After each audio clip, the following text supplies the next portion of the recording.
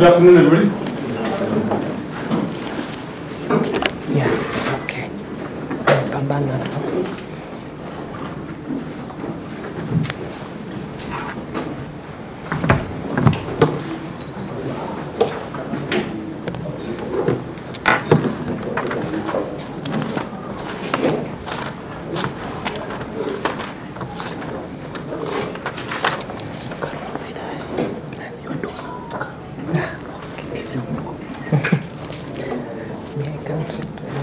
Thank you.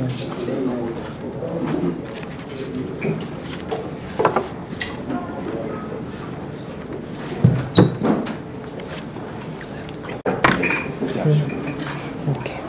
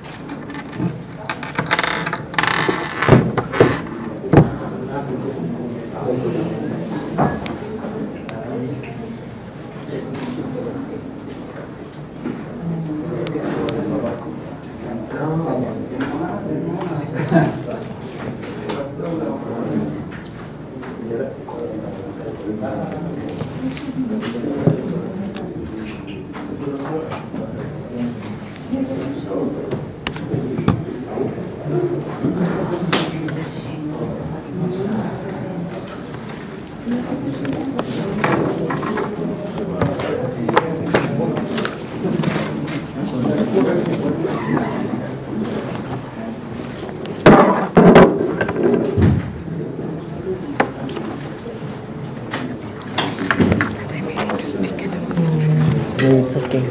So very quick. The husband to speak sorry.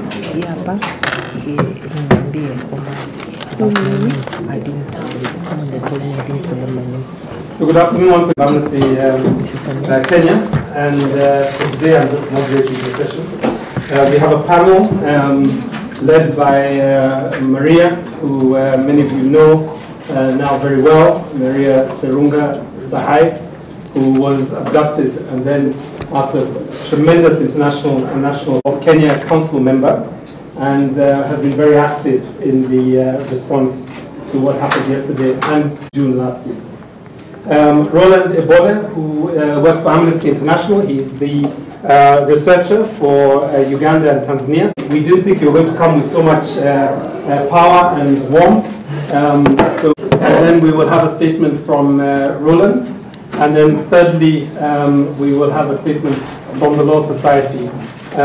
We will then open up for questions, and we have capacity and space for people to do individual interviews after this. So if you can just, I hope that's okay. I believe we have the entire world of the media here, so I'm not even going to bother to start reading out who's in the room. Very much technical people.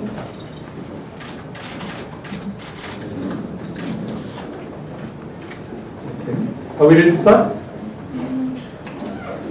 Anybody not ready? Anybody need a few more minutes? Well, 1 minute. Okay, that's okay. That's okay.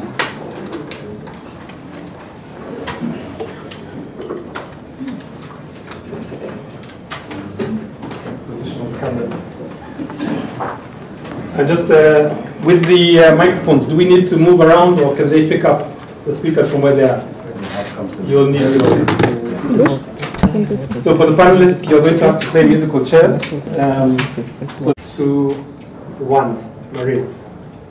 Thank you, everyone, for being here. And just a very quick word is I want to show, first of all, my appreciation to all of you journalists, because I know that you did a lot of coverage. As a fellow journalist, You must understand it's very strange for me to be on this side of the camera, but I thank you very much. Yesterday, I left home to go to a hair salon and spa just to have my hair done, which unfortunately won't be able to see much after the tussle. But once I reached there, I was finishing up when I saw a lady that I noted came in very quickly, was wearing a mask and went out. But I didn't think much of it. One of the things that I did, and usually I do, is I keep in touch with my husband to keep him up to date where I am. So I updated him that I'm about to leave. And I called through the little app, I called a ride. The person arrived, but was not able to get inside, and the place was called Chaka Place. So I rushed to the gate to get in, and the driver was trying now to move out of the gateway into the main road of Agwin's Kodek when a black van stopped in front of us, and suddenly, like out of the movie, I saw two individuals coming to both sides of the door, and they were yelling at the driver. I started yelling with the driver. I was telling him, don't open the door, don't open the door. They cannot take me. I was screaming. After that, they managed to open the door and they started dragging me. So one of the things I did is I was really fighting them not to be taken and put into the car. They dragged me. I do recall that I did a lot of kicking because they were trying to pin me down. They managed to lift me into the car, but they were having a problem shutting the car because I was kicking. But I was screaming, I was asking for help. I remember the driver was looking toward what was happening. His face was the last thing I think that I saw before it shut. Then they tried to cover my face. They were using some form of cloth, and what they were doing is they were putting the cloth on my nose and my mouth, and they were saying that you will not be able to breathe, so you have to shut up. But I was still fighting, and we were moving very fast. Suddenly there was a thud. So while they were trying to cover my head, I saw what now I know is a city hopper. So I just saw a bus, and then I heard shouts, and they were shouting to each other in the car. Then there was, in Swahili, one said bunduki. So I immediately knew that they have a weapon with them. There was a thud, so I think there was a crash between the city hopper and the vehicle, but because of that, I could see. They couldn't cover my face. And that's when I realized I was also in handcuffs. They tightened a lot the handcuffs, they covered my head, and they were looking for the phone. So one of the things I did is I laid on the phone so they couldn't access it. So they were trying now to search all my bags, and they were shouting with me. One kept choking me, asking me, where's my phone? Where's your phone? And I was just saying, why are you doing this with me? So there was all that communication, but I was not giving them anything. After a while, because they were also tossing me, they sat on my leg because I was kicking. I wanted to kick out the window. So I was kicking them. I kicked one of them on the other side, and that's when I realized he was the one who had the handcuffs. He tightened a lot the handcuffs. It was really hurting me. And they finally found the phone. When they found the phone, they were very happy. They were eager, and they were telling me to give them the PIN.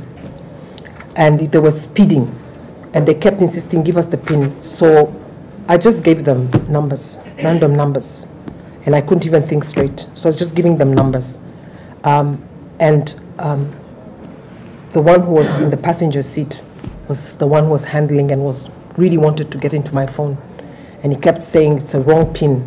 Get her to give me the PIN. So every time they wouldn't be able to get the PIN, they would try to choke me and pull on my handcuffs until I felt my hands were going numb. So I told them, I said, you're torturing me. I can't remember the numbers. You need to loosen and you need to let me relax so I can remember my PIN. And they were like, you're just buying time. Why are you not telling us? then I asked them, where are you taking me? So they told me that they are police and they're taking me to the police station. I told them it's not possible, you're police, because you abducted me. And the guy on the left who was holding the handcuffs got very angry and pulled and said, we didn't abduct you, we didn't abduct you. So I said, okay, if you're the police, then take me to the police station and I will relax. I'll also give you the PIN. And I started basically trying to negotiate. And then they started shouting with me, shut up, shut up. So I said, I was saying, you're confusing me, you're confusing. So I was very distraught. So I said, you're asking me questions and then, you're telling me to shut up. Afterwards, we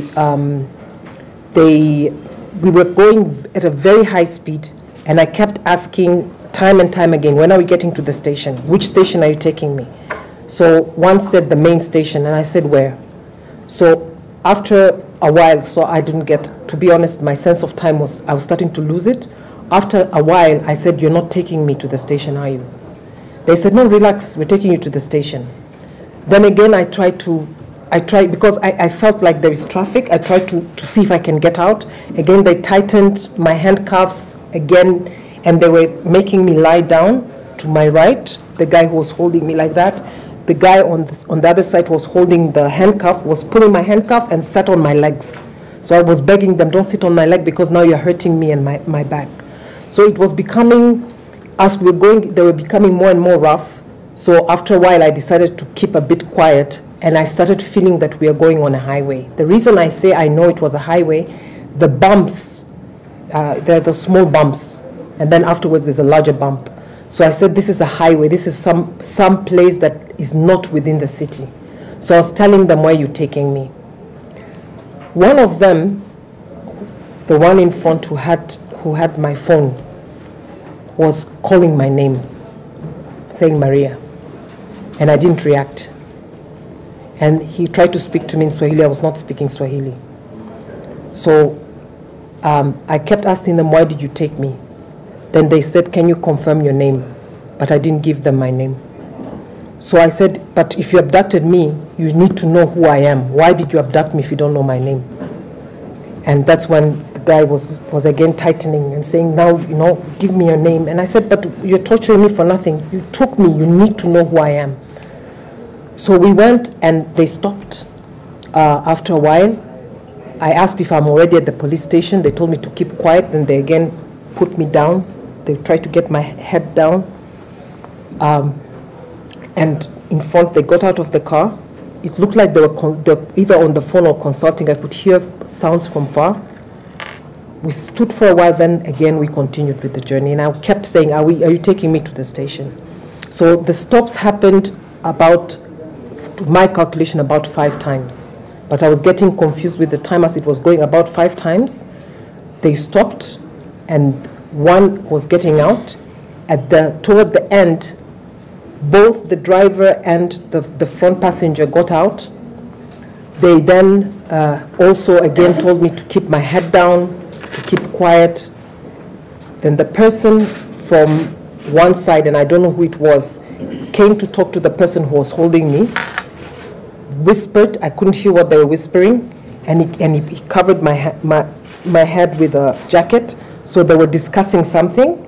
And after that, I remember that we were going more, and eventually what they were saying was that they're going to release me, but I must not look back. I cannot look at the car once they remove it, and I have to wait until I hear the car disappear. I didn't know what time it was.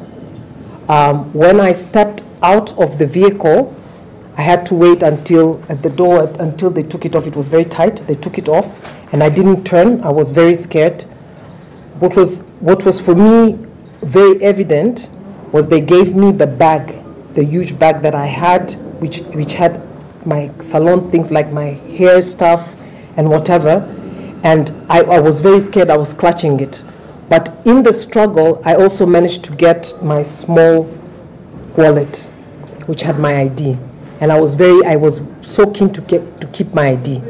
So they couldn't find it, but when they gave it to me later after they had left, I realized they'd taken my phones. And when I started off, the only thing I knew was I have to walk toward, because it was a very dark place. It was already dusk, and it was a rough road. So I walked until I got to what looked like a main road, and I judged from the vehicles that the vehicles were coming from that side. So I decided that's probably where a lot of people are. So I started walking. So I walked for a while. It was getting very dark. There was no pavement. It was just beaten path. When I reached to a certain point, I saw some vehicles. I ran up. I asked one of them if it's an Uber. They said that they have a passenger. I walked furthermore, and then I just saw 2 cars parked. And then I got into that vehicle, one of them, and I gave them where I live, basically in the Kilimani. So I asked him to take me, and then I went. One of the things that I was very scared of when they dropped me is that I felt that they were watching me. So I couldn't prove it, but I felt like they let me go, but they were watching what I would do, because one of the things they said is, do not talk to anyone, but go home. And what for me was good was in that small wallet that I had Kenya shillings. It was 2,050 Kenya shillings that I had. So when I got into the Uber, I didn't have a phone. I just asked the Uber driver, how much should I give you? He said, give me 1,000. So I didn't have anything to say. I just gave him the 1,000. I got there. By then, nobody was at home. So I didn't have my phones. I managed to open my laptop. And on my laptop, I was able to make a phone call, first to my husband and then to some of the other people that I tried to reach. And then that is when Amnesty and everybody else came. And of course, then they started the arrangement for everything. I have not been able to access social media, in the sense that the first thing I did was to remove all my devices that were logged into Twitter and to some of the platforms. I am sure that the abduction, part of the abduction was to get access to my devices and to get access to the activities that I do online, which include, of course, sometimes doing whistleblowing, but also doing a lot around abductions in Tanzania. So that is the first thing that I really felt that they really wanted. The other thing that I really felt was that, and I even actually commented to them, although they didn't answer, is they were taking me outside Nairobi, but they were taking me across the border. And I told them, and they asked me, why are you scared to go across the border? And they said, so you know you've done something wrong. I said, I have not done anything wrong. Then they asked me, then why are you scared to go? Why do you think that you will have trouble? I told them, it's because I'm a loudmouth. That's what I told them.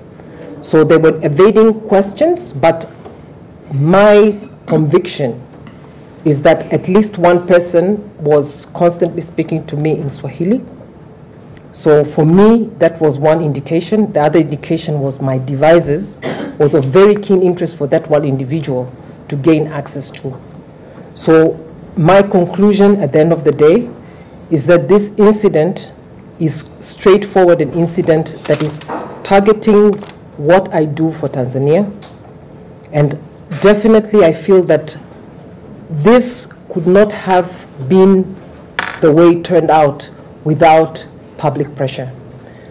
One of the indications that I got was I was asked whether I have a husband. So I immediately knew that there was something that relating to my husband that they suddenly are interested. The other question that I got was, what do I do exactly? But every time I wouldn't answer, I would tell them that when you abducted me, what information did you have about me? And they really didn't like the word abduct. So they kept telling me, we did not abduct you. And I said, what you're doing is abduction. I didn't get to see their faces. There's one of them, I know that when they were taking me, I looked into his face, but he was wearing a mask and a cap. I saw only his eyes. The others I didn't see. But my I think my sense tells me that they were younger, based on the voice and the way they're young, the ones behind, and the ones in front, unfortunately, I've not been able to interact with. I would really like to take this opportunity to thank people. And as I said, primarily, I would like to thank you, international media, but I also like to thank individuals in Tanzania and in Kenya who have spoken up. I've not been able to see everything. I just was briefed. I'm aware that people like, God bless Lema and Tundu Lissu and Mnyika, some of the politicians in Tanzania, have spoken up. I'm also aware that there have been a number of individuals who have done a lot of activism in terms of calling people. But I also want to thank a lot the government and the embassies of the EU delegation and the US. And of course, I would like to thank all the human rights associations in Kenya, including Amnesty International, Amnesty Kenya, Law Society of Kenya, Defenders Coalition. Sorry, I have a list. Yeah. So I want to thank everyone, and I want to thank very much also the people of Kenya. I would like to take this opportunity specifically to thank the driver who was the one who came to get me, Eric. I would really like, once things settle, to meet him. He actually took the initiative and reported the case to the police, and immediately, within a short time, I'm told, it went out that I was abducted. I want to thank him because I'm sure he was intimidated, although at that moment in time I didn't see. And I would like to specifically thank, I don't know who the driver is from the City Hopper, but he really confused them because he blocked that car. And he also knocked them. So I want to thank very much. I also want to thank specifically Kenyans. The kind of ownership they had about this, I didn't expect. I can only say thank you very much to Kenya as well. Thank you, Kenya.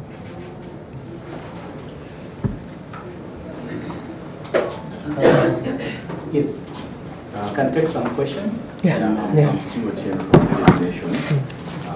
Paul San for that. Asante. You've been in Kenya roughly 4 years. Yes. Why do you think this is happening now? I know last week you posted something on Tundu Lissu not being scared. Why do you think it's happening now, not years before? Okay, should I take? Can we Yes. do Yes. 5? Yes. And, Yes. you respond Yes. to another round. Yeah. Hi, thank you. My name is Esther Diana from Standard Media Group. You fled Tanzania specifically for safety. Do you, after the events that happened, do you feel safe in Kenya? And then when you say you got a driver, perhaps did you get a chance to ask the driver, the one who dropped you back to Kilmani, where he picked you up? Do you have a recollection of where you got the ride? My name is Mike from TV 47.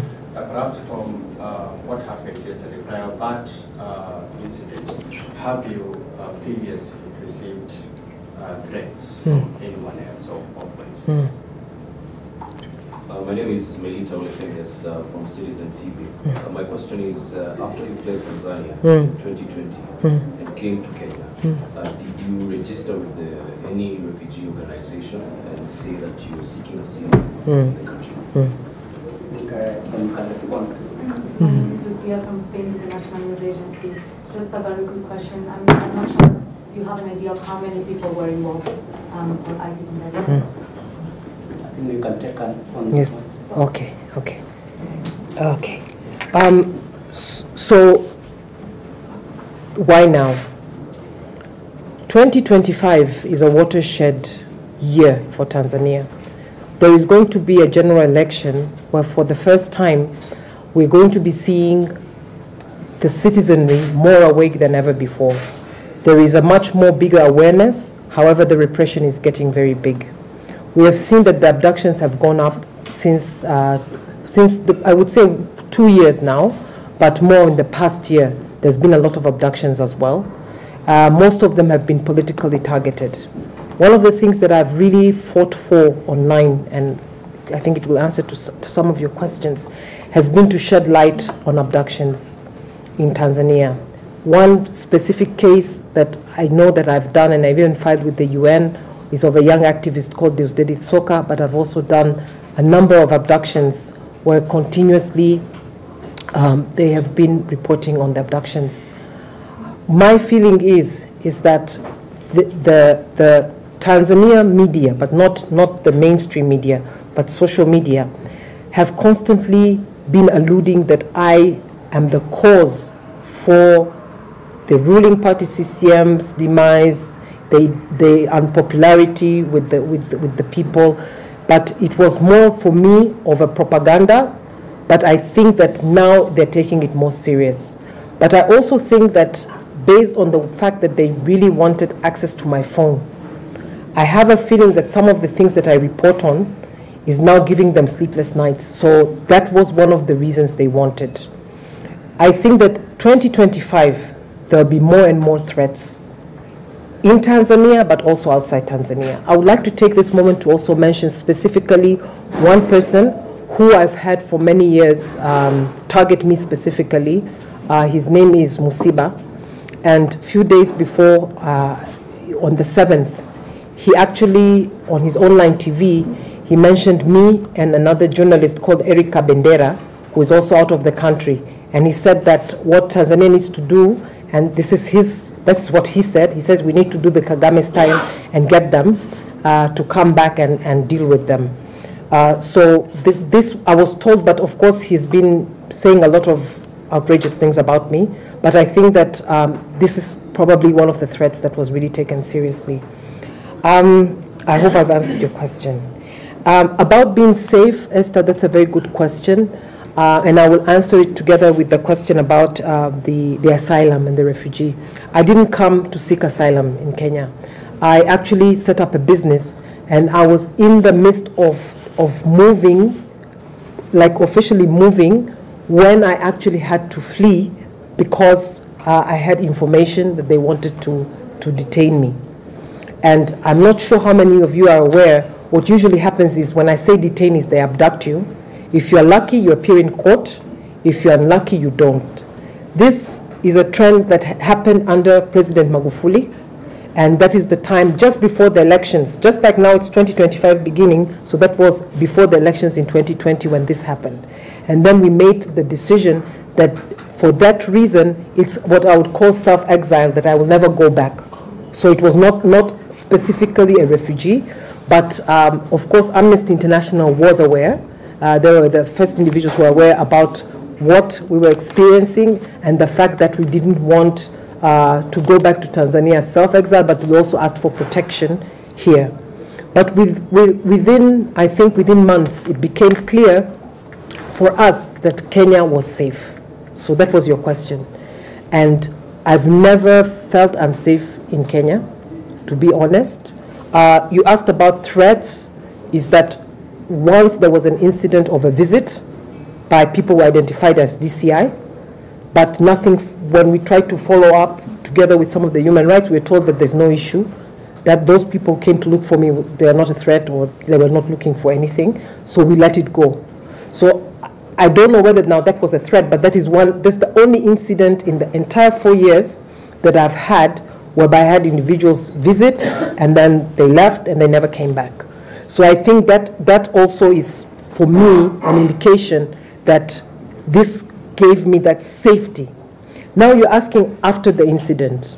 That one, if you'll allow me, I will have to do assessment together with some assistance in terms of safety. I will say one thing. What makes me feel safe in Kenya are the Kenyans, more than anything else. Because what I experienced yesterday, I don't know how many people know that when you are being abducted and you see people fighting for you and they don't know who you are, that gave me a sense.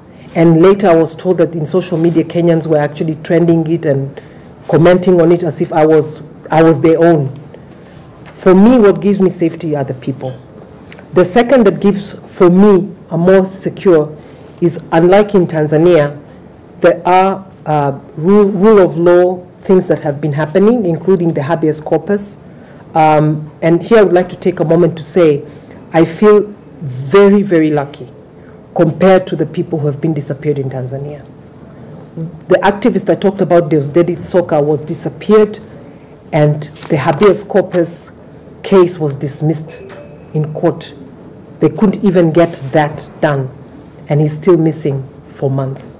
So I feel that in Kenya there was enough pressure for whoever was behind this to feel that this could become something bigger than what they were thinking. While I feel that in Tanzania that the spotlight is not there, I feel that in a lot of countries it's not there. So to your question, I still believe Kenya is safer in the region than any other. Could it be better? Definitely. I really wish Kenyans and the Kenyan government would understand, for some of us in the region, what it means to be able to have a place where you can a little bit breathe, just a little bit. I'm not asking for much, just a little bit to say that I don't agree with a certain thing. I think I answered your question on the asylum and how many people there were. 4. So 3 were the ones who got out of the car and were always moving around. There was the driver. At the last time we stopped before they released me, the driver also got out, and I was left only with the person on my right who was holding me and choking me most of the time, and he kept holding me all the time. So he never got out of the car. He was the one, I think, who was assigned to basically keep me there. And the driver, when he got out, that was the longest time they were gone, and I believe they were doing some consultations. The passenger in front is the one who I suspect, because was speaking to me in Swahili and my name and always wanted to get my reaction. I suspect he's the one who was actually giving or taking instructions. And sometimes I could hear and I could feel movement, so I think they were doing sign language or something over my head, so I wouldn't understand. But those were more like maybe saying, let's go or watch or something. But if they needed to do any bigger thing, they would leave. Yeah. I think we can take last round of questions, then we'll close. Okay. We'll start from... My name is Leonard Wamalo from West TV. I have 2 questions. One, in your own estimation, how long do you think that ordeal, the whole thing took? Then secondly, from your own assessment, do you think the attempt is the Tanzanian government has a direct hand in the abduction, or there was a collaboration? Yeah, hi, I'm Dr. Misa Radio France. A bit of a similar question. Like, did you feel like the men who abducted you were Tanzanian or Kenyan? And even if, I'm guessing it's difficult to know, but who do you think is behind this, and if it was a collaboration? My name is Namna from African Sensei. Given how close this came to being more serious than it actually became, what does it make you reconsider at all your voice and your position in terms of critiquing the things that happen in Tanzania or in the country?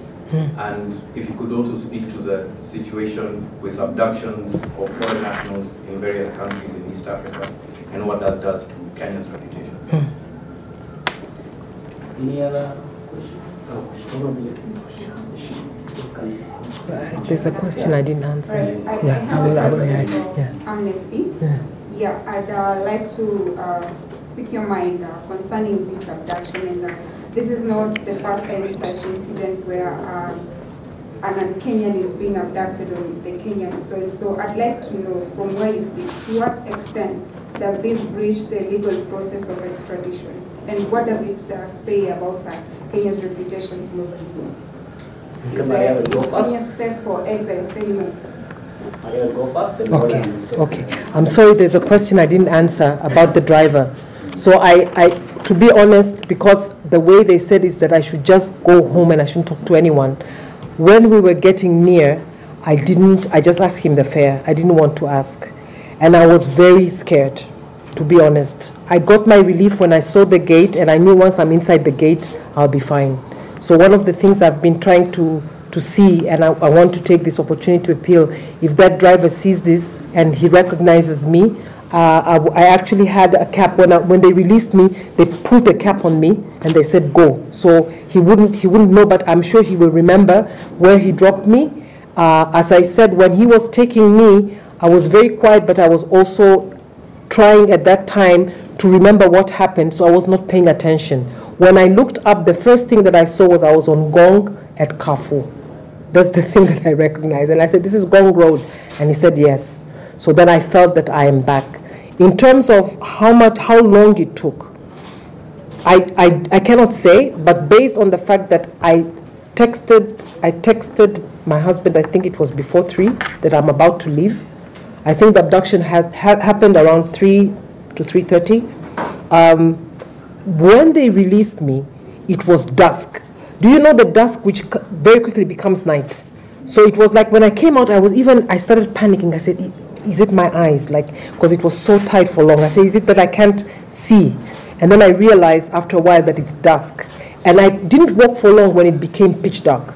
And of course there were no lights, so I was walking just based on the vehicles. So I think if you look at that, I think that must have been 7:30.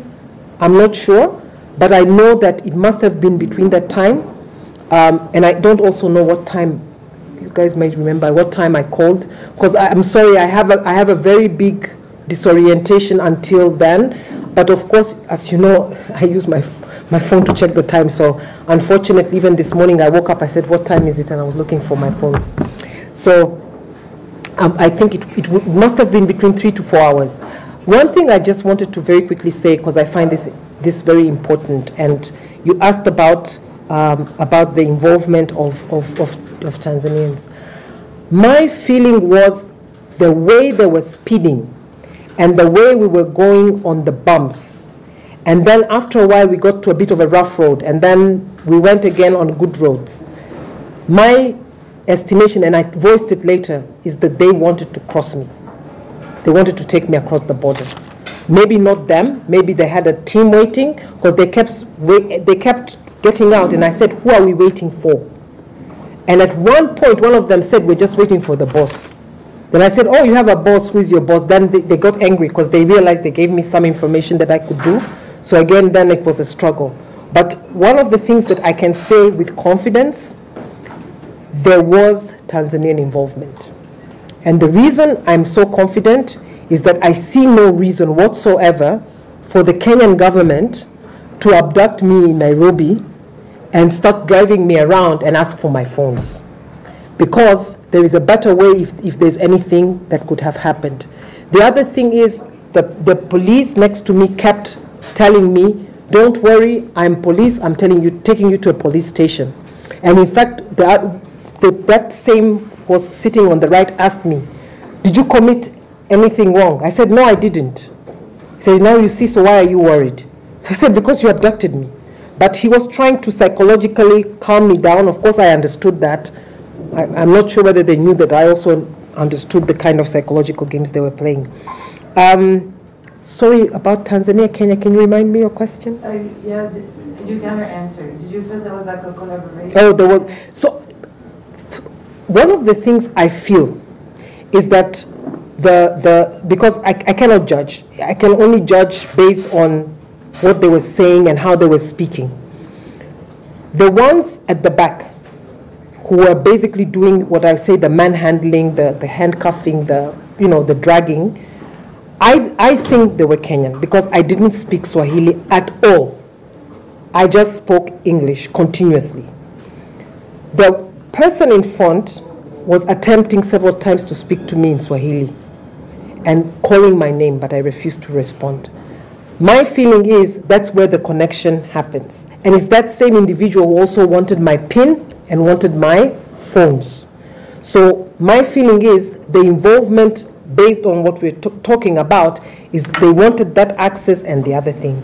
And I don't think this collaboration was official. I don't think so.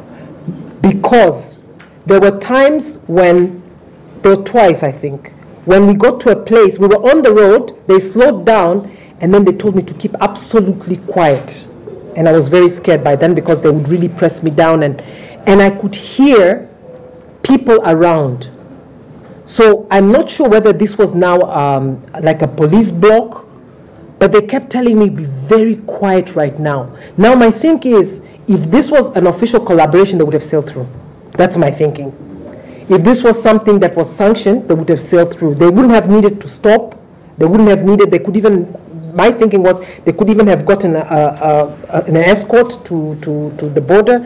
So it didn't feel like that. It also, for me, it felt that there was a lot of hesitation, which, again, I think it was the international pressure. Yeah, Namu, about the criticism, I will not stop. I will not. That's one thing I can promise. I will not stop, I will not relent, and I will not decrease anything. And in fact, it has given me so much things to be grateful for. As you rightfully said, this could have gone so wrong. There was a point in time when I was convinced that I was about to be taken across, and I knew the minute I crossed, you would never hear from me again. I'll become another poster. So I will never stop, never, ever stop. And if this was done, whether to intimidate me, to really harm me, that will never stop me. I will continue continuously to speak out. And not what I'm asking, I just want the world to know. In any normal democracy, I'm not asking for anything big. I ask for rule of law, I'm asking for the abductions to stop, and I'm asking for true democracy, which includes not abducting, hurting, and killing the opposition in Tanzania. I'm not a member of the opposition, but I speak up for them because they are under threat. People like Tundu Lissu, who have been shot, barely survived, are still being targeted. For that reason, I cannot keep quiet. First of all, I have a bigger obligation now than ever before. But second, again, I am not doing anything illegal. I'm not doing anything that anybody would say is unconventional. I'm asking for the basic human rights in Tanzania. To finish up about foreign nationals, I think I'll leave that up to Roland to comment. My take is that it's very unfortunate. As I said before, I feel Kenya is definitely a place where I never felt threatened, never. So it's very unfortunate, but allow me then to hand over to Roland.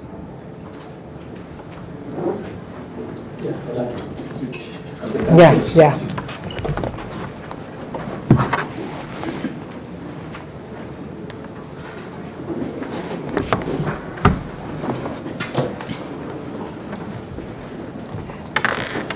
Thank you, Maria, and very sorry to hear what you had to go through. What we are seeing in Kenya currently is what Amnesty International has described before as a rise in transnational repression, and this is where governments world over are seen to violate human rights beyond their borders. In July this year, you'd recall that 7 asylum seekers, Turkish asylum seekers, that was 18 October, 7 asylum seekers were abducted in a similar manner, daytime, that was Kilimani area, and 4 of them were illegally extradited to Turkey to face trial. In July this year, 36 opposition members of Forum for Democracy, a Ugandan opposition party, were arrested in Kisumu while attending a forum and forced back to Uganda, where they are facing trial, terrorism trial in Kampala. These were opposition members. You would recall that on 16 November last year, opposition leader Kizza Besigye was abducted in a hotel in Nairobi, Kenya, resurfaced 4 days later in Kampala, where he's currently undergoing a trial in a military court, a court-martial. this is a very dangerous precedent for Kenya, considering Kenya recently ascended to a seat in the UN Human Rights Council. This is a very dangerous precedent to Kenya, considering that we host very many expatriates in this country. Kenya is set to become one of the largest, I think the third largest UN hub in the world. And when foreign nationals do not feel protected, they don't feel secure in this country, then this is really dangerous. And to add on the many cases that we are already dealing with of Kenyans already facing similar abductions, and looking at many that are still missing. As of right now, from the 7 that were abducted towards the end of the year, beginning of the year, 6 of them were released, but 1 is still missing. These cases are not resolved. Politicians, religious groups, human rights organizations have called for accountability and justice for these cases. As Amnesty International, of course, looking at the recent case, Maria's case, which really goes back and a reflection of what happened. We talked about asylum seekers, opposition leaders, talked about business persons, media owners. It really brings a worrying question: who is safe? Who is safe and is criticizing the state an offense, but also for the Kenyan government to really follow extradition procedures whenever it really has to go after somebody for whatever reasons. So I will stop there and call on more investigations, a conclusive investigation into Maria's case. This is just one of the many cases, but a very lucky cases, as Maria has pointed out, because she has been released and the case was able to get all this publicity in good time, a response in good time.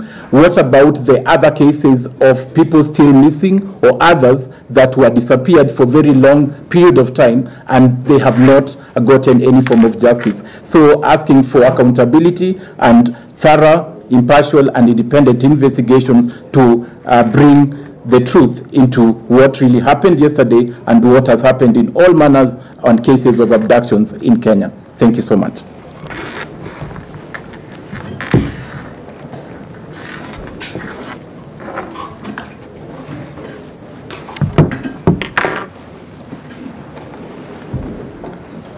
Good afternoon, everyone. From the Law Society of Kenya, it has been clear that the ongoing abductions or detention of people arbitrarily has been continuing. And as of now, we still have the 4 from Lolongo who were abducted and they are not yet accounted for. We are calling for accountability from the government. The government has been very clear in evading responsibility, and we are asking them. They have said these are heinous acts and they need to be condemned. Our question has been from July till today, no investigation has been done, no investigation has been cleared, and we are not being told the people who are responsible. As the Law Society of Kenya, we will demand for command responsibility. The back of security in this country stops with the IG, and we will be asking the court, we are asking the court in petition 714 of 2024, the habeas corpus of the 7, I believe the 6 who are abducted. We are asking for accountability, and one of our prayers will be to hold the IG responsible for the acts of omission or commission by the IG to investigate these cases of abductions. Lastly, for us, we are not talking much. We want to assure the public that we will follow up on each and every case of abduction or arbitrary arrests, and especially of those of police brutality. The Law Society of Kenya is here, and all other civil society organizations. they have their toll numbers, and we are asking all Kenyans, especially on the case of yesterday, if they actually took a photo of the Noah that Maria was in. We're asking them to circulate it widely for us to know the people who are involved. And if there's anyone else who saw what was happening, let them come forward through the Law Society or any other civil society organizations, the toll-free line numbers, and tell us what happened. I think at the end of the day, we are tired of what the government is doing, and we are calling for accountability. That is it. Thank you so much. We'll close it at that. For Roland, lawyer, Maria, you will call on to come back to the candidate. We just need a slight brief of that. Thanks so much, colleagues. Just maybe for the media over here, on Wednesday morning, one of the most important cases on police accountability will unfold in Milimani, and that's the case of Baby Pendo. The hearing is taking place on Wednesday morning, the 15th of January. We can give you details, but it is a case in which we are seeing for the very first time the Office of the Director of Public Prosecutions prosecuting senior commanding officers under the International Criminal Act for 47 crimes against humanity. So it's a very important case, and of course many of the Kenyans who are here know the case of Baby Pendo. So please, if we can see you in court on Wednesday, that will make the difference. Back to you, Ramon. Thanks so much. I think you summarized what's coming ahead. We'll call this press conference to a close.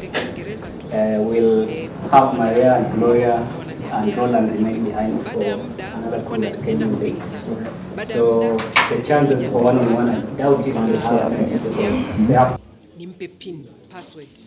Kwa hiyo mimi nikasikia hata sipati damu, nikawa napigia kelele, mnaniumiza. Of course nilikuwa siongee Kiswahili, nilikuwa naongea Kiingereza tu. Wakawa wananiambia simu iko wapi. Baada ya muda walikuwa wanaenda speed sana. Baada ya muda mmoja akaipata, akaniambia nimpe pin password. Kwa hiyo mimi nikataja tu namba.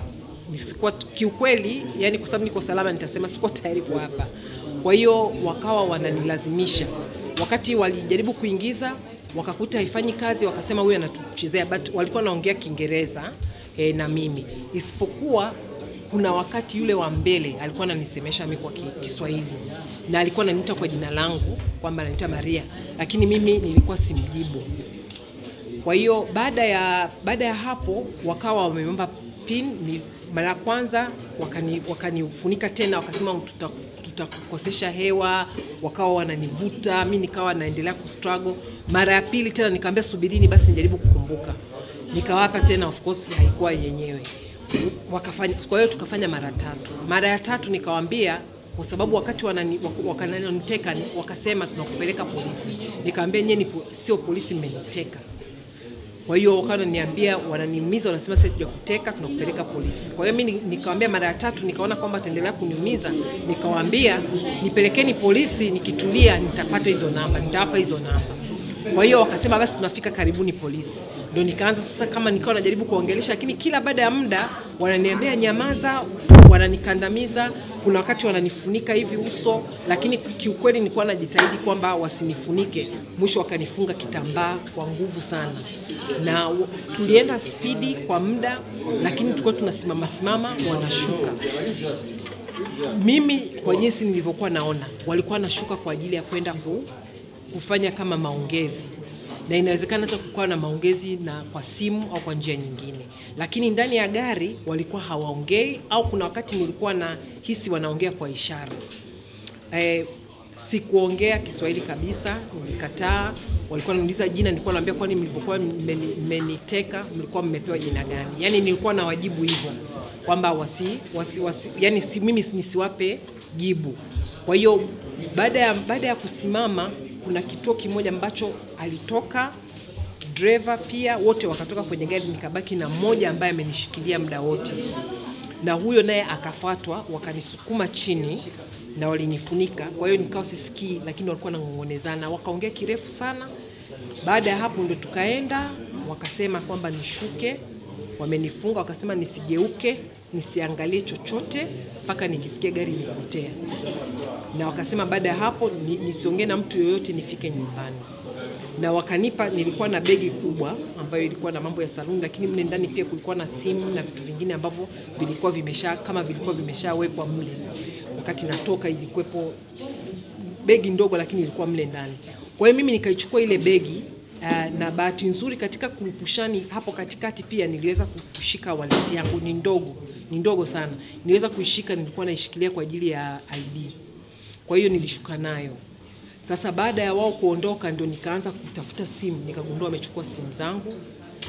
Na walikuwa wameniacha sehemu ambapo sio lami. Ilikuwa ni sehemu barabara mbovu. Nikaanza kutembea kwa muda na ilikuwa imeshaanza kuingia giza. Na ndani ya muda mfupi ikawa giza totoro. Kwa hiyo nikawa tu naona magari yanakuja, baadaye nikakuta barabara kubwa. Yale magari sasa ambayo yalikuwa nakuja naona tu taa yake.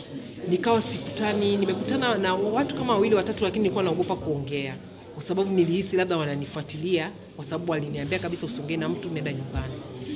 Kwa hiyo nilichokifanya, niliona mara ya kwanza niliona magari, nikajaribu kuuliza ninyi ni Uber au nini, wakasema no, sisi tu, mmoja akasema na abiria. Kwa hiyo nikatembea tena, nikakuta magari 2 yamepaki, nikaingia, sikutaka kuongea. Kwa kweli nilikuwa na hofu.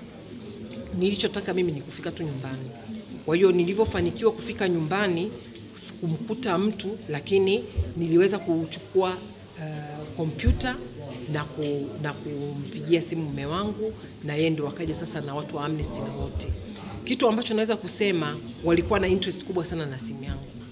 Hicho kuanzia walivyonichukua mpaka walivyoniachia, inaonekana kwamba baada ya utekaji ule kama ni kufeli au kuona kwamba hawawezi kutimiza yale ambao wanataka, ni kama vile wakaamua kwamba basi waondoke na simu zangu.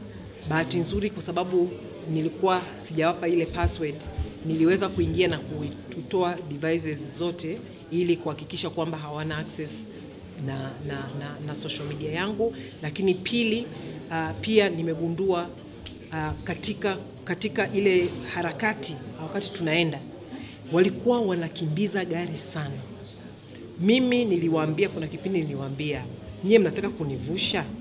Lakini nilikuwa naongea nao Kiingereza, lakini sasa hivi nasema kwa Kiswahili. Nikamwambia nyie mnataka kunivusha? Akasema kupeleka wapi? Nikamwambia mnanipeleka Tanzania. Wakaniuliza, kwa hiyo wewe unajua kwamba Tanzania unatafutwa? Umefanya kosa? Nikamwambia sijafanya kosa lolote Tanzania, ila najua wananitafuta. Akasema kwa nini? Nikamwambia kwa sababu, nikasema loud mouth, yani kwa Kiswahili cha kwetu cha Tanzania unasema kidomodomo. Nikamwambia kwa sababu mimi ni kidomodomo. Kwa hiyo nikawa kama siwapi of course information, lakini mimi naamini lengo ilikuwa kunivusha, lakini hawakufanikiwa kutokana na hizi kelele. Lakini pia inaonekana walikuwa wanasita, kwa sababu walikuwa wanaenda mahali wananiambia nijifiche, nasikia nje kuna sauti. Kwa hiyo siamini kama walikuwa wamepewa escort au walikuwa nini, walikuwa wanafanya vitu ambavyo labda walikuwa wanajitegemea au walikuwa wamefanya na kikosi fulani. Kwa hiyo baada ya muda, wakati ule inaonekana kwamba simu zile ndo zilikuwa ni muhimu sana, hasa kwa mtu mmoja ambaye alikuwa amekaa mbele upande wa kushoto, ambaye ni kama nilivyosema alikuwa ananisemesha kwa Kiswahili na ananiita kwa jina langu. Kwa nini unadhani walikuwa wanatafuta? Mimi naamini kabisa kwamba harakati ambazo nafanya kwa njia ya mitandao imekuwa ni njia ya baadhi ya watu kusema nchini Tanzania kwamba labda mimi naichafua serikali na kadhalika. Lakini kama mnavyofahamu, Tanzania kwa zaidi ya miaka 60 CCM imeshika hatamu na hairuhusu demokrasia. Mwaka 2025 mwaka huu kutakuwa na uchaguzi mkuu, lakini pia kuna mabadiliko mengi ambayo yanaweza yakatokea kama sehemu ya uchaguzi, ikiwemo wananchi kupata uelewa zaidi, swala la katiba mpya. Kuna mambo mengi ambayo tayari yameshaanza kuzungumzwa, na kama mwaka wa uchaguzi pia ni mwaka ambao tumekuwa tukieleza sana kuhusiana na ukiukwaji wa haki za binadamu, ikiwemo utekaji. Wameteka vijana wengi sana, lakini sio tu vijana. Kama mtakumbuka, wamemteka na kumua kiongozi mmoja wa upinzani Ali Kibao, na yeye pia mpaka sasa hivi hakuna kesi. Tofauti na Kenya, hata kule mahakama hazijalazimisha labda polisi ende mahakamani au kesi ianze. Kwa hiyo kila kitu kinategemea tu uchunguzi wa polisi, na naamini kama wangefanikisha azima yao ningepotea kama walivyopotea watu wengine wengi. Kwa sasa hivi umesema kwamba tangu ukae huko kama miaka 4 hivi, hakuna wakati ambapo umehisi kwamba maisha yako yakatorejea. Sasa hivi unahisi vipi? Alafu pia ukilijibu hilo ni kwamba ujibu hili. Rais wa Marekani atakuwa anaingia, anachukua hatamu za uongozi. Katika mataifa ya Afrika Mashariki kumekuwa na unrest, abduction. Je, unadhani kutakuwa na mabadiliko ama hofu ije? Okay. Labda tu kwa haraka ni kwamba uliniuliza kuhusu kwa sababu nataka kujibu sasa hii swali la pili. Hiyo ya kwanza, hiyo ya kwamba unahisi kama maisha usalama. Yes. Na niseme hivi, nimejihisi niko salama muda wote. Ninaishi bado kwa kuwa na wasiwasi kutokana na kwamba najua Tanzania niliishi hivyo. Lakini kiukweli sijawahi hata kwa kuwaza kwamba kuna jambo fulani linaweza likanitokea, lakini sasa ni ile unasikia tu labda fulani kama labda ile kizabisije na nini, unaweza ukaanza kama kujijengea hiyo hofu. Ingawa pamoja na yote nilikuwa nachukua security precautions, yani nilikuwa najitahadharisha kama kitu chochote kikitokea. Lakini niseme kwa upande wa Kenya kuna vitu viwili ambavyo vinatoa usalama kwa mtu yoyote au mwanaharakati. Moja ni wananchi wenyewe. Wananchi wenyewe hata jana kwa kesi yangu wamenipigania, watu ambao nijui, wananchi wa kawaida, driver wa basi, driver wa taxi, lakini pia watu mitandaoni, lakini pia kuna taasisi ambazo zimeweza kusimama na kuonyesha kwamba zinataka kuhakikisha kwamba utawala wa sheria unafanya kazi. Kwa hiyo naweza nikasema bado ukiangalia kwa Afrika Mashariki, Kenya ni nchi salama zaidi kwa mwanaharakati, lakini kama hali itaendelea hivyo, hali pia kwa Kenya itakuja kuwa mbaya. Kwa hiyo mimi kitu ambacho labda nitumie hii fursa kuiambia serikali ya Kenya, wasiruhusu, hata kama wataona kwamba labda ni watu wachache, basi hao watu wachache ambao wanajihusisha na haya maswala wasipewe nafasi ya kuendelea kufanya matukio kama haya.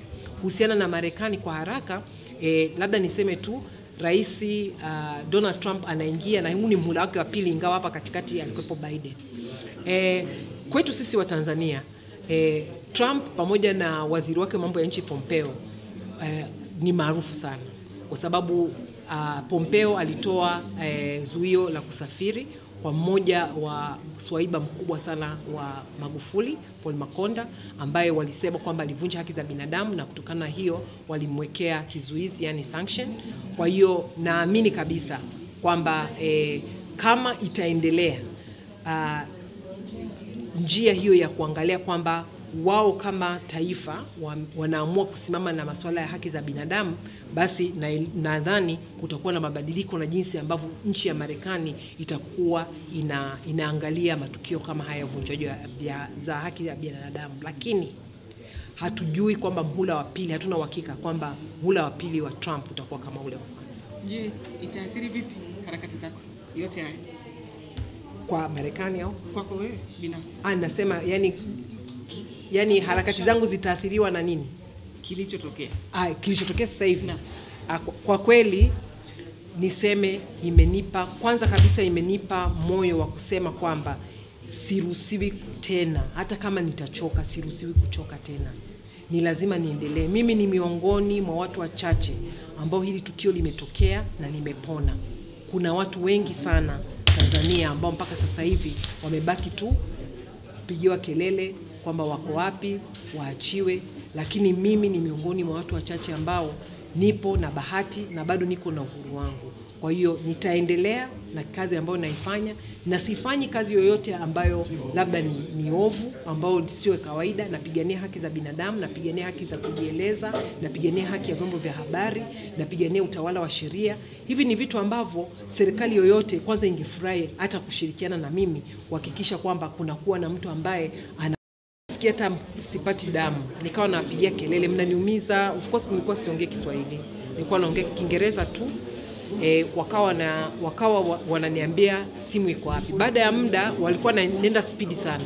Baada ya muda mmoja akaipata, akaniambia nimpe pin password. Kwa hiyo mimi nikataja tu namba. Nisikuwa kiukweli, yani kwa sababu niko salama nitasema sikuwa tayari kwa hapa. Kwa hiyo wakawa wananilazimisha. Wakati walijaribu kuingiza, wakakuta haifanyi kazi, wakasema huyu anatuchezea, but walikuwa naongea Kiingereza na mimi, isipokuwa kuna wakati yule wa mbele alikuwa ananisemesha mimi kwa Kiswahili na alikuwa ananiita kwa jina langu kwamba ananiita Maria, lakini mimi nilikuwa simjibu. Kwa hiyo baada ya hapo wakawa wameomba pin, ni mara kwanza wakanifunika tena, wakasema tutakukosesha hewa, wakawa wananivuta, mimi nikawa naendelea kustruggle. Mara ya pili tena nikamwambia subirini basi nijaribu kukumbuka, nikawapa tena, of course haikuwa yenyewe, wakafanya. Kwa hiyo tukafanya mara 3. Mara ya 3 nikawaambia, kwa sababu wakati wakaniteka wakasema tunakupeleka polisi, nikamwambia nyinyi sio polisi, mmeniteka. Kwa hiyo wakaniambia, wananiumiza, wanasema sasa tujakuteka, tunakupeleka polisi. Kwa hiyo mimi nikamwambia mara ya 3, nikaona kwamba ataendelea kuniumiza, nikawaambia nipelekeni polisi, nikitulia nitapata hizo namba, nitawapa hizo namba. Kwa hiyo wakasema basi tunafika karibuni polisi. Ndio nikaanza sasa kama nikawa najaribu kuongelesha, lakini kila baada ya muda wananiambia nyamaza, wananikandamiza, kuna wakati wananifunika hivi uso, lakini kiukweli nilikuwa najitahidi kwamba wasinifunike. Mwisho wakanifunga kitambaa kwa nguvu sana. Na tulienda spidi kwa muda, lakini tulikuwa tunasimama wanashuka. Mimi kwa jinsi nilivyokuwa naona, walikuwa wanashuka kwa ajili ya kwenda kufanya kama maongezi. Na inawezekana hata kukawa na maongezi na kwa simu au kwa njia nyingine. Lakini ndani ya gari walikuwa hawaongei, au kuna wakati nilikuwa na hisi wanaongea kwa ishara. Sikuongea Kiswahili kabisa, nilikataa. Walikuwa wananiuliza jina, nilikuwa naambia kwani mlivyokuwa mmeniteka mlikuwa mmepewa jina gani? Yaani nilikuwa na wajibu hivyo kwamba yani mimi nisiwape jibu. Kwa hiyo baada ya kusimama, kuna kituo kimoja ambacho alitoka driver pia, wote wakatoka kwenye gari, nikabaki na mmoja ambaye amenishikilia muda wote. Na huyo naye akafuatwa, wakanisukuma chini na walinifunika. Kwa hiyo nikawa sisikii, lakini walikuwa wananong'onezana, wakaongea kirefu sana. Baada ya hapo ndio tukaenda, wakasema kwamba nishuke, wamenifunga, wakasema nisigeuke, nisiangalie chochote mpaka nikisikia gari lipotea. Na wakasema baada ya hapo nisiongee na mtu yoyote, nifike nyumbani. Na wakanipa, nilikuwa na begi kubwa ambayo ilikuwa na mambo ya saluni, lakini mle ndani pia kulikuwa na simu na vitu vingine ambavyo vilikuwa vimeshawekwa mle. Wakati natoka ilikuwepo begi ndogo, lakini ilikuwa mle ndani. Kwa hiyo mimi nikaichukua ile begi, na bahati nzuri katika kupushani hapo katikati pia niliweza kushika wallet yangu, ni ndogo sana. Niliweza kuishika, nilikuwa naishikilia kwa ajili ya ID. Kwa hiyo nilishuka nayo. Sasa baada ya wao kuondoka ndio nikaanza kutafuta simu, nikagundua wamechukua simu zangu. Na walikuwa wameniacha sehemu ambapo sio lami. Ilikuwa ni sehemu barabara mbovu. Nikaanza kutembea kwa muda, na ilikuwa imeshaanza kuingia giza. Na ndani ya muda mfupi ikawa giza totoro. Kwa hiyo nikawa tu naona magari yanakuja, baadaye nikakuta barabara kubwa. Yale magari sasa ambayo yalikuwa nakuja, naona tutaa yake.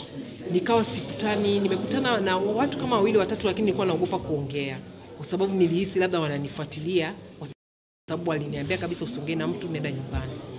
Nilichokifanya, niliona mara ya kwanza niliona magari, nikajaribu kuuliza nyinyi ni Uber au nini, wakasema no, sisi tu, mmoja akasema na abiria. Kwa hiyo nikatembea tena, nikakuta magari 2 yamepaki, nikaingia, sikutaka kuongea. Kwa kweli nilikuwa na hofu. Nilichotaka mimi ni kufika tu nyumbani. Kwa hiyo nilivyofanikiwa kufika nyumbani, sikumkuta mtu, lakini niliweza kuchukua kompyuta na kumpigia simu mume wangu, na yeye ndio wakaja sasa na watu wa Amnesty na wote. Kitu ambacho naweza kusema, walikuwa na interest kubwa sana na simu yangu. Hicho kuanzia walivyonichukua mpaka walivyoniachia, inaonekana kwamba baada ya utekaji ule kama ni kufeli au kuona kwamba hawawezi kutimiza yale ambao wanataka, ni kama vile wakaamua kwamba basi waondoke na simu zangu. Bahati nzuri kwa sababu nilikuwa sijawapa ile password, niliweza kuingia na kutoa devices zote ili kuhakikisha kwamba hawana access na social media yangu. Lakini pili, pia nimegundua katika ile harakati wakati tunaenda, walikuwa wanakimbiza gari sana. Mimi niliwaambia, kuna kipindi niliwaambia, nyie mnataka kunivusha? lakini nilikuwa naongea nao Kiingereza, lakini sasa hivi nasema kwa Kiswahili. Nikamwambia nyinyi mnataka kunivusha? Akasema kupeleka wapi? Nikamwambia mnanipeleka Tanzania. Wakaniuliza, kwa hiyo unajua kwamba Tanzania unatafutwa, umefanya kosa? Nikamwambia sijafanya kosa lolote Tanzania, ila najua wananitafuta. Akasema kwa nini? Nikamwambia kwa sababu, nikasema loud mouth, yani kwa Kiswahili cha kwetu cha Tanzania unasema kidomodomo. Nikamwambia kwa sababu mimi ni kidomodomo. Kwa hiyo nikawa kama siwapi of course information, lakini mimi naamini lengo ilikuwa kunivusha, lakini hawakufanikiwa kutokana na hizi kelele. Lakini pia inaonekana walikuwa na sita, kwa sababu walikuwa wanaenda mahali wananiambia nijifiche, nasikia nje kuna sauti. Kwa hiyo siamini kama walikuwa wamepewa escort au walikuwa nini, walikuwa wanafanya vitu ambavyo labda walikuwa wanajitegemea au walikuwa wamefanya na kikosi fulani. Kwa hiyo baada ya muda, wakati ule inaonekana kwamba simu zile ndo zilikuwa ni muhimu sana, hasa kwa mtu mmoja ambaye alikuwa amekaa mbele upande wa kushoto, ambaye ni kama nilivyosema alikuwa ananisemesha kwa Kiswahili na ananiita kwa jina langu. Kwa nini unadhani walikuwa wanatafuta? Mimi naamini kabisa kwamba harakati ambazo unafanya kwa njia ya mitandao imekuwa ni njia ya baadhi ya watu kusema nchini Tanzania kwamba labda mimi naichafua serikali na kadhalika. Lakini kama mnavyofahamu, Tanzania kwa zaidi ya miaka 60 CCM imeshika hatamu na hairuhusu demokrasia. Mwaka 2025 mwaka huu kutakuwa na uchaguzi mkuu, lakini pia kuna mabadiliko mengi ambayo yanaweza yakatokea kama sehemu ya uchaguzi, ikiwemo wananchi kupata uelewa zaidi, swala la katiba mpya. Kuna mambo mengi ambayo tayari yameshaanza kuzungumzwa, na kama mwaka wa uchaguzi pia ni mwaka ambao tumekuwa tukieleza sana kuhusiana na ukiukwaji wa haki za binadamu, ikiwemo utekaji. Wameteka vijana wengi sana, lakini sio tu vijana. Kama mtakumbuka, wamemteka na kumua kiongozi mmoja wa upinzani Ali Kibao, na yeye pia mpaka sasa hivi hakuna kesi. Tofauti na Kenya, hata kule mahakama hazijalazimisha labda polisi ende mahakamani au kesi ianze. Kwa hiyo kila kitu kinategemea tu uchunguzi wa polisi, na naamini kama wangefanikisha azima yao ningepotea kama walivyopotea watu wengine wengi. Kwa sasa hivi umesema kwamba tangu ukae huko kama miaka 4 hivi, hakuna wakati ambapo umehisi kwamba maisha yako yakataraji. Sasa hivi unahisi vipi? Alafu pia ukilijibu hilo ni kwamba ujibu hili. Rais wa Marekani atakuwa anaingia, anachukua hatamu za uongozi. Katika mataifa ya Afrika Mashariki kumekuwa na hii unrest abduction. Je, unadhani kutakuwa na mabadiliko ama hofu dhidi? Okay. Labda tu kwa haraka ni kwamba uliniuliza kuhusu kwa sababu nataka kujibu sasa hili swali la pili. Hiyo ya kwanza, hiyo ya kwamba unahisi kama maisha usalama. Yes. Na niseme hivi, nimejihisi niko salama muda wote. Ninaishi bado kwa kuwa na wasiwasi kutokana na kwamba najua Tanzania niliishi hivyo. Lakini kiukweli sijawahi hata kwa kuwaza kwamba kuna jambo fulani linaweza likanitokea, lakini sasa ni ile unasikia tu labda fulani kama labda ile Kizabesije na nini, unaweza ukaanza kama kujijengea hiyo hofu. Ingawa pamoja na yote nilikuwa nachukua security precautions, yani nilikuwa najitahadharisha kama kitu chochote kikitokea. Lakini niseme kwa upande wa Kenya kuna vitu viwili ambavyo vinatoa usalama kwa mtu yoyote au mwanaharakati. Moja ni wananchi wenyewe. Wananchi wenyewe hata jana kwa kesi yangu wamenipigania, watu ambao nijui, wananchi wa kawaida, driver wa basi, driver wa taxi, lakini pia watu mitandaoni, lakini pia kuna taasisi ambazo zimeweza kusimama na kuonyesha kwamba zinataka kuhakikisha kwamba utawala wa sheria unafanya kazi. Kwa hiyo naweza nikasema bado ukiangalia kwa Afrika Mashariki, Kenya ni nchi salama zaidi kwa mwanaharakati, lakini kama hali itaendelea hivyo, hali pia kwa Kenya itakuja kuwa mbaya. Kwa hiyo mimi kitu ambacho labda nitumie hii fursa kuiambia serikali ya Kenya, wasiruhusu, hata kama wataona kwamba labda ni watu wachache, basi hao watu wachache ambao wanajihusisha na haya maswala wasipewe nafasi ya kuendelea kufanya matukio kama haya. Kuhusiana na Marekani kwa haraka, labda niseme tu Rais Donald Trump anaingia na huu ni muhula wake wa pili, ingawa hapa katikati alikuwepo Biden. Kwetu sisi wa Tanzania, Trump pamoja na waziri wake mambo ya nchi Pompeo ni maarufu sana, kwa sababu Pompeo alitoa zuio la kusafiri kwa mmoja wa swaiba mkubwa sana wa Magufuli, Paul Makonda, ambaye walisema kwamba alivunja haki za binadamu, na kutokana na hiyo walimwekea kizuizi, yani sanction. Kwa hiyo naamini kabisa kwamba kama itaendelea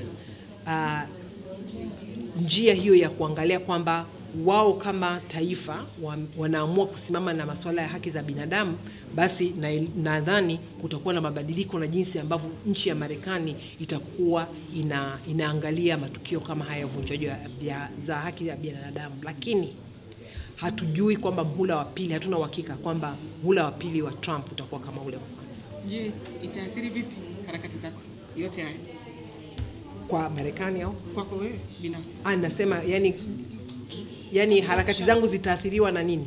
Kilichotokea. Kilichotokea sasa hivi. Kwa kweli niseme kwanza kabisa imenipa moyo wa kusema kwamba siruhusiwi tena, hata kama nitachoka siruhusiwi kuchoka tena. Ni lazima niendelee. Mimi ni miongoni mwa watu wachache ambao hili tukio limetokea na nimepona. Kuna watu wengi sana Tanzania ambao mpaka sasa hivi wamebaki tu kupigiwa kelele kwamba wako wapi, waachiwe, lakini mimi ni miongoni mwa watu wachache ambao nipo na bahati na bado niko na uhuru wangu.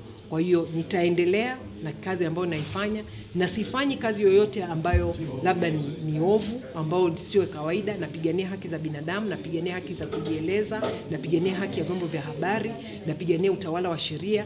Hivi ni vitu ambavyo serikali yoyote kwanza ingefurahi hata kushirikiana na mimi kuhakikisha kwamba kuna kuwa na mtu ambaye anasikia hata sipati damu nikawa napigia kelele, mnaniumiza. Of course nilikuwa siongee Kiswahili, nilikuwa naongea Kiingereza tu. Wakawa wananiambia simu iko wapi. Baada ya muda walikuwa nenda spidi sana. Baada ya muda mmoja akaipata, akaniambia nimpe pin password. Kwa hiyo mimi nikataja tu namba. Nisikuwa kiukweli, yani kwa sababu niko salama nitasema sikuwa tayari kwa hapa. Kwa hiyo wakawa wananilazimisha. Wakati